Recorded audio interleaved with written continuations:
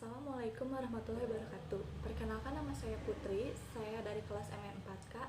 Di sini saya akan mempresentasikan tentang analisis marketing pada PTHM Sampurna.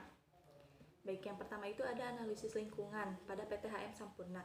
Yang pertama itu ada dari faktor politik. Sesuai dengan keputusan Menteri Tenaga Kerja dan Pemprov DKI Jakarta untuk menetapkan upah minimum regional Jakarta pada tahun 2012 menjadi 1.500.000. Di sini kelihatan untuk meningkatkan dari upah minimum regional Jakarta di tahun sebelumnya. Kemudian yang kedua ada dari faktor ekonomi. Pertumbuhan ekonomi yang baik sepanjang tahun 2012 didukung konsumsi dan investasi swasta. Hal ini merupakan kabar baik untuk PTHM Sampurna. Karena apa? Karena di sini PTHM Sampurna mempunyai tingkat konsumen rokok paling atas di Indonesia. Kemudian yang selanjutnya ada dari faktor sosial. PTHM Sampurna juga mempunyai program yang bernama Putra Sampurna Foundation yang bertujuan untuk membantu masyarakat dalam memajukan pendidikan dan membangun masa depan.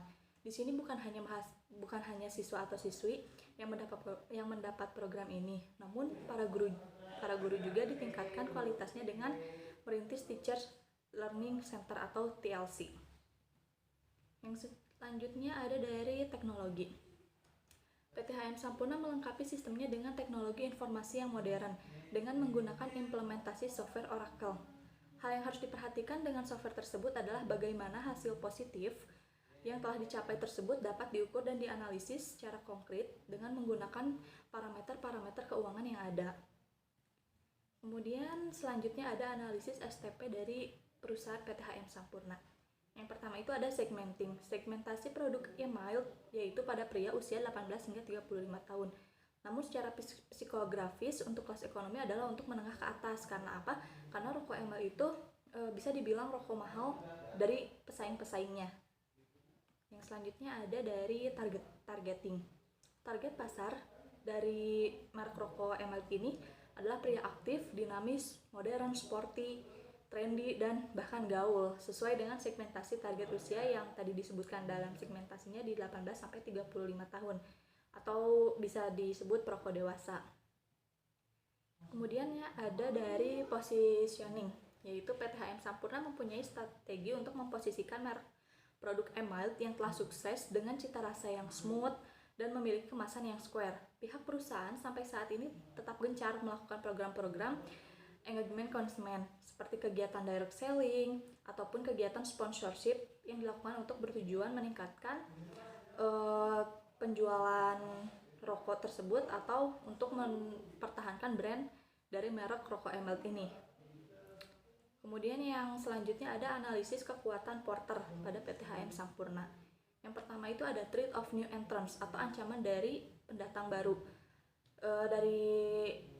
Ancaman dari pendatang baru itu yang pertama adalah dari faktor skala ekonomi, yaitu Sampurna mempunyai pabrik-pabrik yang besar sehingga hal ini merupakan kekuatan economic of scale bagi Sampurna sendiri karena itu dapat menghambat para pesaing untuk bersaing dan tidak mudah untuk dilawan oleh pendatang baru.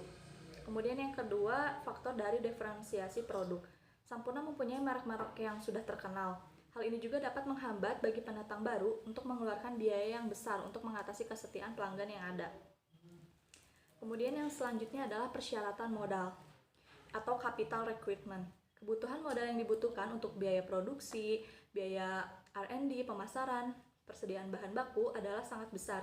Hal ini juga menciptakan hambatan masuk bagi pendatang yang baru. Kemudian yang selanjutnya biaya peralihan atau switching cost. Biaya yang dikeluarkan oleh konsumen untuk beralih ke pemasok yang lain biasanya dinilai cukup besar.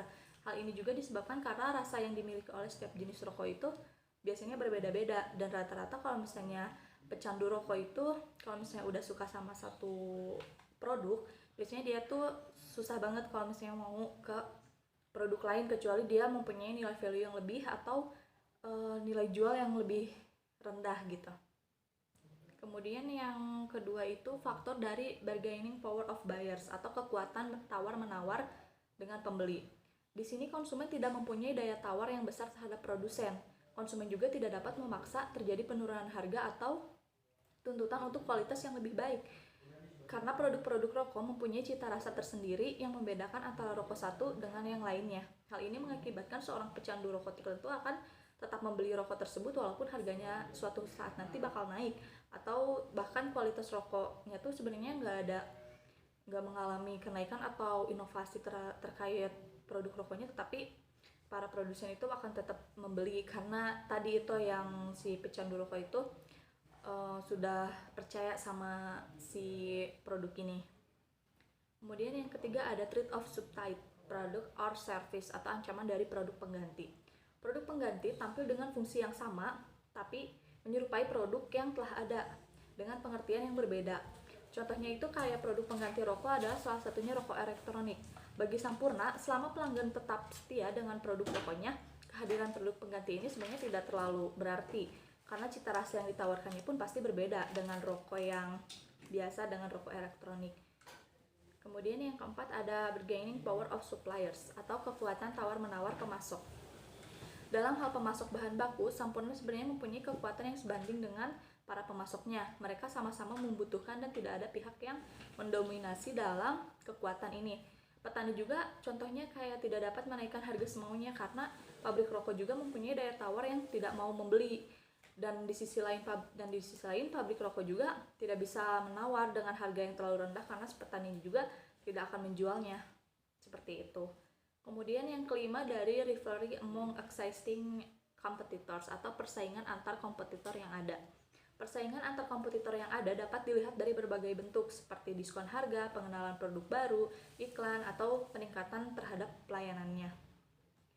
Kemudian yang selanjutnya ada analisis SWOT dari PT HM Sampurna. Yang pertama itu kita bahas strength atau kekuatan. Yang pertama itu kualitas dari bahan baku PT HM Sampurna sudah terpercaya.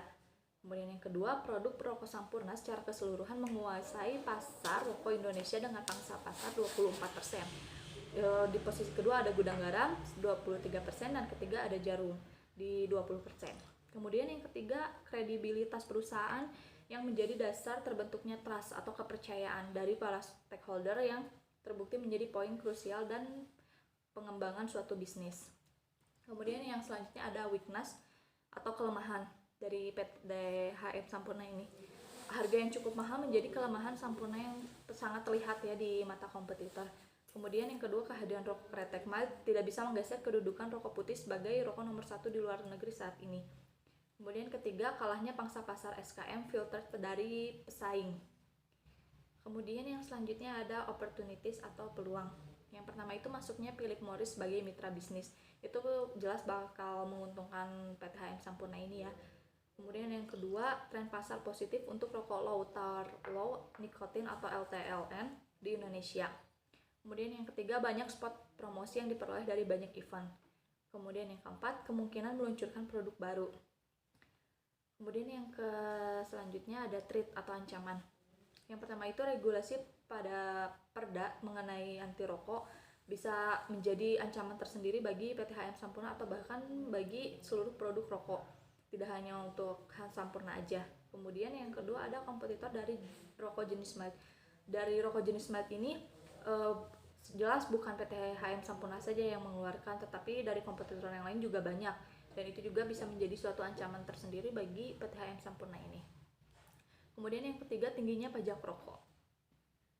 Kemudian yang selanjutnya ada strategi kompetitif dari PT HM Sampurna. Yang pertama itu ada dinamakan market driven strategi. Secara garis besarnya itu adalah strategi yang diaplikasikan dengan cara memahami pasar, customer, dan pesaing. Bagi PT HM Sampurna sendiri perlu adanya upaya yang menjaga hubungan dengan para customer untuk mengetahui apa yang diinginkan pasar, untuk menyesuaikan dengan kebutuhan, atau bahkan untuk meluncurkan inovasi yang baru. Namun PT HM Sampurna juga sudah berorientasikan market driven strategi sejak kemunculan produk eMELT ini, di mana produk eMELT ini merupakan salah satu implementasi dari market driven strategi, dikarenakan produk eMELT ini memiliki keunikan yaitu dengan kandungan nikotin dan tar yang rendah. Kemudian yang kedua ada Blue Ocean strategi. Blue Ocean strategi yang digunakan PT HM Sampurna ini dalam bisnisnya dapat dilihat dengan diluncurkannya produk eMELT tadi. Peluncuran ini cukup mengagetkan banyak pihak, terutama industri rokok saat itu. Hal ini disebabkan karena produk eMELT merupakan produk yang unik, yang tidak tergolong dalam kategori manapun dari 3 kategori besar rokok yang ada saat itu, yaitu SKT atau SKM atau SPM. Kemudian yang ketiga ada memberi customer value pada produknya. Pada perusahaan Sampurna, customer value diimplementasikan dengan cara limited edition pada beberapa produk Sampurna, yaitu emerald sendiri. Sampurna memproduksi limited edition pada produk emerald kemasan 12 batang yang mana menawarkan dua kemasan berbeda. Yang pertama itu ada 12 batang dan 16 batang, dan itu juga pasti sangat berpengaruh untuk para produsen untuk bisa memilih kemasan yang 12 atau yang 16 tergantung. Kemudian yang selanjutnya ada diversifikasi produk. Diversifikasi adalah strategi penempatan dana investasi kita ke instrumen yang berbeda-beda. Alasan mengapa PTHM Sampurna melakukan diversifikasi adalah upaya yang dilakukan perusahaan untuk memasarkan produk yang sejenis dengan produk yang sudah dipasarkan sebelumnya. Baik, kesimpulan dari keseluruhan yang sudah saya presentasikan adalah PTHM Sampurna ini adalah mencetus kategori sigaret kretek mesin kadar rendah atau SKMLT di Indonesia dengan memperkenalkan produk Sampurna MLT itu yang tadi pada tahun 1989. Kemudian PTHM Sampurna juga telah melengkapi sistemnya dengan teknologi informasi yang modern dengan menggunakan implementasi software Oracle. Kemudian yang terakhir juga PTHM Sampurna telah melakukan diversifikasi produk adalah upaya yang dilakukan perusahaan untuk memasarkan beberapa produk yang sejenis dengan produk yang sudah dipasarkan sebelumnya, seperti yang sudah tadi dijelaskan. Baik, sekiranya cukup sekian presentasi dari saya. Mohon maaf apabila ada kekurangannya. Wassalamualaikum warahmatullahi wabarakatuh.